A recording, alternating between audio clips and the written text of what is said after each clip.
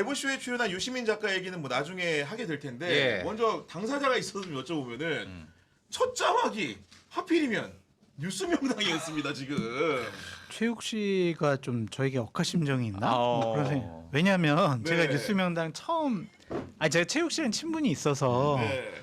뉴스명당 처음 시작할 때 우리 방송 한번 나와라. 나랑 인터뷰하자. 아 요청을 하셨군요. 했어요. 그랬더니 아유 제가 무슨 인터뷰를 해요. 그러다가 아이 그래도 당신 나와라. 나 좀 한번 좀 도와줘라. 그랬더니 알았어요. 나가겠다고 해놓고 이틀 있다가 저희 PD한테 못 나가겠다고 그러더라고요. 아 우리 소장님한테는 나간다고 약속을 네, 해놓고 네. PD가 연락했을 때는 못 네. 나가겠다. 그래서 저 좀 네. 이렇게 좀 섭섭해서 좀 한 소리를 했거든요. 거기는 또 억하심정 있는 것이 아니야. 아니 물론 이제 그 방송에 출연했던 김한 기자의 네. 말을 가지고 유시민 작가는 유튜브를 개인적으로 개설할 의사가 없는데 마치 그런 게 있는 것처럼 방송을 했다 이런 부분을 짚긴 한 겁니다. 김한 네. 기자가 저희 방송에서 제가 유시민 씨는 왜 사라졌어요? 유시민 씨는 어디 갔어요? 막 이렇게 했더니 저 유튜브 한다는 것 같은데요? 막 이렇게 얘기를 했거든.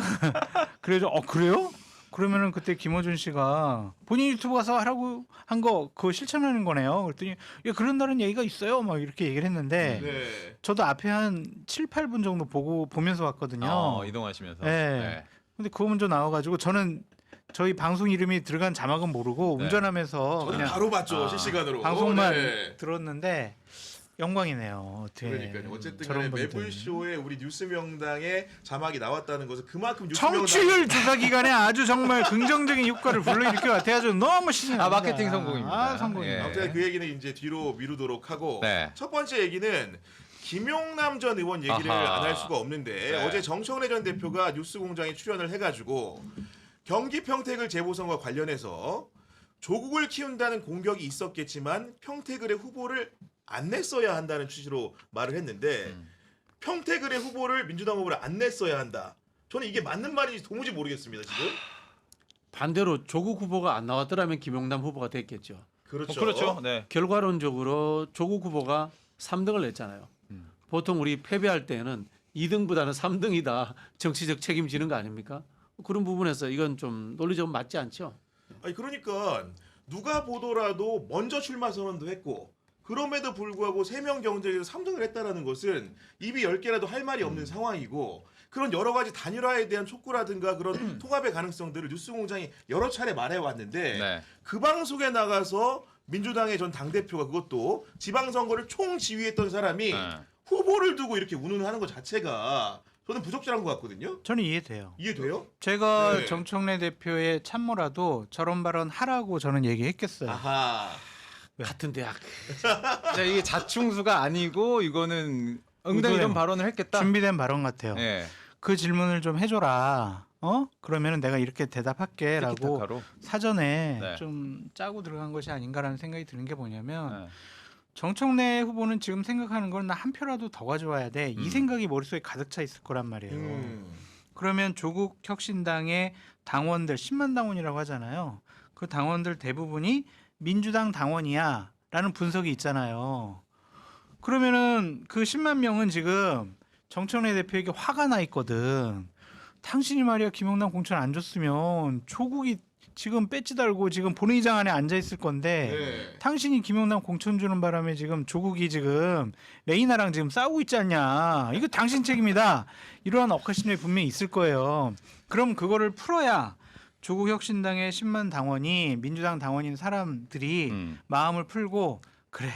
그래도 합당을 하고 조국을 위하는 사람은 정청래밖에 없구나. 그래도 정청래야. 네. 정청래 그래도 정청래 찍어줘야지. 그러한 분위기를 불러일으키도록 저는 전략적인 발언이 아닌가 그런 생각이 들어요. 근데 이제 물론 선거의 유불리를 당연히 계산을 했을 거고 네. 그런 식의 자세와 태도로 말하는 건 알겠는데 그래도 우리가 상대방에 대한 적절하진 예의라는 게 않죠. 있는 거고 솔직히 말하면 자기가 공천한 후보고 자기가 심지어 후원회장까지 한 사람인데 그 사람을 어떻게 보면 깔아뭉갤 수 있는 그렇게 여겨지는 발언을 했다는 게 정청래 대표가 어떤 사람이에요? 자기가 이재명 대통령 만드는데 정말 모든 걸 다 걸었다고 그러잖아요. 정말 열심히 했다고 네, 그러고 네. 탄핵도 같이 동지 친구로서 같이 했다라고 했잖아요. 그런 대통령한테 뭐라고 그랬어요? 정권은 짧다. 삿대질했잖아요. 왜 했겠냐고 그게 선명성 있는 걸 강조하면서 네. 득표력을 끌어올리기 위한 전략적인 발언이라고 봐요. 자, 그러니까 그것이 선배님, 나쁘다 네. 좋다. 나쁘죠. 해서는 안 되는 발언이야. 근데 표를 한 표라도 더 얻는 데는 분명히 도움되는 발언일 거예요. 저는 그렇게 보지 않는 게 이거를 저는 축구 월드컵 기간이잖아요. 그렇죠 월드컵. 한번 네. 제가 비유를 한번 해드리면은 총선이라는 월드컵에서 중요하지 않은 경기가 어디 있습니까? 그렇죠 다 예. 중요하죠 하나하나가. 평택도 굉장히 중요한 경기였는데 지고 나니까 사실 저 선수는 쓰지 말았어야 된다라고 얘기하는 감독. 야 이거 책임을 선수 탓을 하면서 뒤로 빠지는 감독에게 다음 대회를 맡길 수 있을 것이냐라는 질문을 던진다면 이것도 전략적인 감독의 선택이라고 하실 수가 있습니까? 그런데 아. 그 축구협회 협회장이 네. 그쪽에 원래 있던 사람들의 다수의 지지를 받아. 근데 축구협회장을 욕하려고 하는데 자기가 선수 탓을 해버리는 거야. 그러면 축구협회장한테 갈 욕을 막아주는 거잖아요. 그 감독이 네, 그러면은 자기는 감독직을 계속 유지할 수도 있다라고 네. 생각을 할 수가 있겠죠. 그 제가 봤을 때는 이런 거예요. 축구협회가 지금 갑자기 저기 북한 축구협회하고 통합하게 됐어요. 그런 상황에 아니, 통합할 수가 없죠. 네. 그런 상황에 네. 그러니까 네. 그 상황을 만들겠다는 네. 거예요. 이게 전략적이라는 게 이 이야기하면서 또 무슨 이야기를 정청래 후보께서 꺼내셨냐면은 합당론 당시에 홍익표 수석과 그다음에 강두구 의원의 메시지의 혼돈을 이야기를 또 꺼냈어요. 그렇습니다. 자, 네. 이 이야기는 뭐냐면은 이 전당대회 국면에 조국 당과의 합당을 이슈로 꺼내겠다는 뜻이에요. 그리고 또 그렇죠. 자, 좀 더 확장해 볼게요. 유시민 작가가 매불쇼 나와서 이야기하잖아요. 이거 뭐겠어요? 민주 진보 빅텐트론을 쳐야지 다음 정권을 먹을 수 있다라는 하나의 그림을 그리는 거예요. 그 맥락 속에 같이 존재하는 하나의 메시지다. 그렇게 보여집니다. 장성철 소장님이 정말 핵심을 찍었다고 봅니다. 결국 이제 정치적인 그림이 있고 그들이 공유하는 그림이 있다 보니까 본인들끼리 착착 손발이 맞는 일을 하고 있는 건 맞는 것 같은데 네. 제가 거듭 강조드리는 것은 김용남 후보가 어디서 이렇게 다른 당 후보도 아닌 것이고 민주당의 정청래 지도부가 공천한 후보였음에도 불구하고 그렇죠. 이런 행위를 했다는 것 자체가 굉장히 오만불손하게 느껴지는 상황인 거고 정상적인 당대표면 너무 안타깝다. 정말 다 내 책임이다. 그러니 퉁치고 넘어가야 돼요. 책임, 그렇죠. 그게 당대표 어. 지도자다운 거잖아요. 근데 그렇지 않아.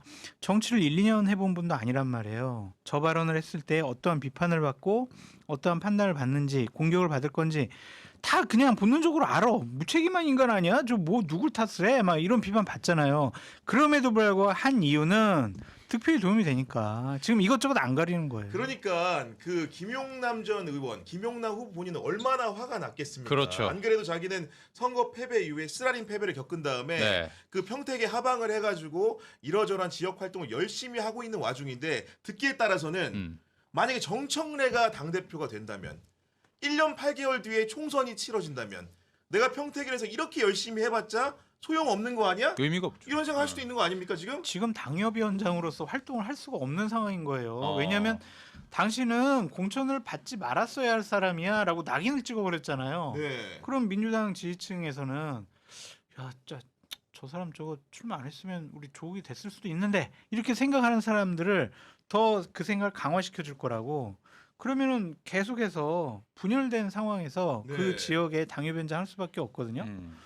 그렇다면 어떻게 당협위원장직을 계속 유지하겠어요? 그러니까 지금 경기 평택을의 민주당 지역위원장은 누가 뭐래도 김용남 후보인 상황이에요. 그런 당협위원장, 지역위원장의 거취에 관련된 얘기들을 이렇게 서슴없이 한다는 게 너무 본인이 화가 났을 것 같고, 그러니까 본인도 참지 못하고 페이스북에 입장을 올렸죠. 뭐라고 설명을 했냐면 네. 이건 선을 넘어도 너무 지나쳐서 한마디 하겠습니다.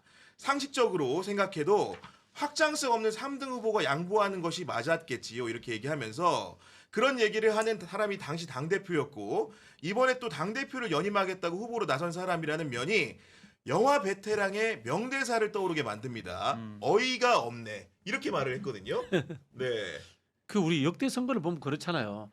예를 들자면은 과거에 이제 한명숙 총리하고 오세훈 시장이 붙었던 서울시장 선거에 작고하신 그 갑자기 이름 생각이 안 나네. 네. 민주노동당의 노회찬 후보가 네, 네. 노회찬 후보가 노회찬 출마해서 후보, 네. 뭐 2, 3% 득표했잖아요. 그걸로 또 노회찬 후보를 막 비판했어요, 그죠? 그리고 뭐 2022년 대선입니까? 그때 또 심상정 후보의 득표라든가 제3 후보가 그런 거에 대해서 늘 이 비판을 받게 돼 있어요. 결국 3등한 사람이 정치적으로 안 나왔어야지라는 가정을 모든 사람들은 하게 되는 게 상식이에요. 그래서 상식에 뛰어넘는 발언을 해서 자당 후보를 비판했잖아요. 그러니까 이거는 프레임을 만들어 가지고 자기 전당대회 전략으로 쓰려고 한다. 아니, 제가 좀 이렇게 저도 마음이 좀 좋지 않아가지고 네. 김용남 그 후보에 전화를 드렸어요. 아 그래요. 어제. 그랬더니 이제 통화를 하면서 이제 일성 자체가 굉장히 지금 고조된 마음이 좀 느껴진 상황이었고, 그러니까 이제 편하게 말씀하는 와중에 이런 표현을 하시더라고요. 사람이 가만히 있으니까 가만히로 보이는 모양이죠. 이렇게 이제 말을 하던데. 네. 저는 김용남 후보에 대해서는 상당히 좀 비판적인 사람인데 의혹이 있었잖아요. 아, 의혹은 있었지 당연히. 네. 그거를 민주당 지지자들 진보 진영에서 그 의혹을 받아들일 수 있을 만한 수준의 겁니까? 그게? 아 당신의 의혹 제기 자체가. 네. 네. 정치를 하겠다라는 거잖아요. 그러면 주변 관리를 잘 했었어야죠. 그런 의혹이라든지 그런 공격 안 받을 수 있도록 진영을 옮긴 거 아니에요. 더 조심했어야 돼요. 그런데 그런 일을 저질러 놓고 본인이 그냥 뭐 아무런 문제 없다라는 식으로 막 헤매하고 퉁치고 넘어가면 지지층들이 그래 별 문제 없겠지 하고 넘어갈 수 있는 문제였는가. 그런 부분은 성찰이 필요하다. 네. 그런 부분에 대해서 저는 반성문을 먼저 써야 된다고 생각이 들어요. 그렇죠. 네. 이재명 대통령과 진보 진영에 어마어마한 피해를 줬어요. 저는 대부 업체 의혹만 안 나왔어도 3자 구도 하에서라도 저는 김용남 후보가 당선될 수 있었을 거라고 저는 생각을 하는 사람이에요. 대부업을 운용을 했다라는 그런 의혹 그것만 가지고도 저는 당선이 안 된 거라고 저는 생각을 하거든요. 그럼 본인 책임이고 본인 잘못이지. 그래서 저는 본인 자아성찰도 좀 필요하지 않을까. 필요한 상황이다. 그런 생각이 들어요. 그러니까 물론 이제 이 부분에 관련해 가지고는 고소고발 사건이 여러 건이 있고 아직 이렇게 종국적인 결론이 나오지 않았기 때문에 네. 지켜봐야 될 부분인 건 분명한데. 육성이 나왔잖아요. 네. 육성. 딴 거보다 육성이 나왔어요. 당시에 이제 그 가족 관계에 있는 네. 분으로부터 예를 들면. 근데 그거를 네. 뭘 어떻게 부정을 할 거예요, 그거를. 그건 안 되는 거예요. 자기 장 자기 소장님 육성이 비판은 나왔으니까. 선거에 대한 개인적인 비판으로서는 그렇죠. 뭐 네. 의미 있을 수 아, 있으나 맞아요. 네. 지금의 요 정치적 상황은 이제 다른 문제예요.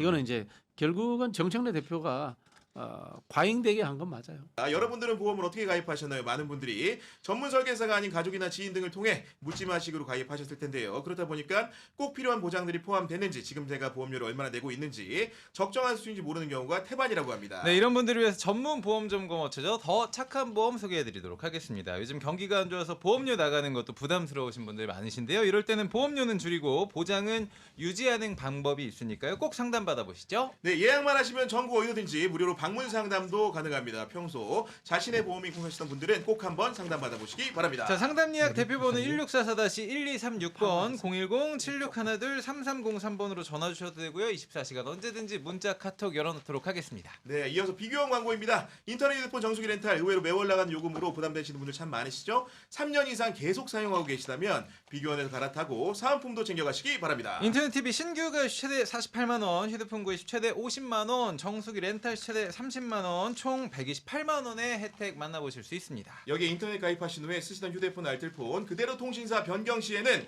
최대 30만 원의 혜택도 받으실 수 있습니다. 자, 만약 현금 사은품 혜택 원치 않는다 하시는 분들은요, 55인치 삼성 TV 선택해 받으실 수 있습니다. 그리고 이 지원금이 타사보다 적다면 차액의 120% 보장해드리는 비교원 보장제 실시하고 있습니다. 예, 또 개인정보 보안도 철저해서 지금까지 단 한 건의 보안 사고도 없었으며 8억 원 이상의 보증보험에 가입되어 있는 비교원입니다. 인터넷 TV, 휴대폰, 정수기 비교는 비교원 꼭 기억해 주시고요. 전화 상담 1670-2571 또는 검색창에 비교원 검색하시고 상담 신청하시죠.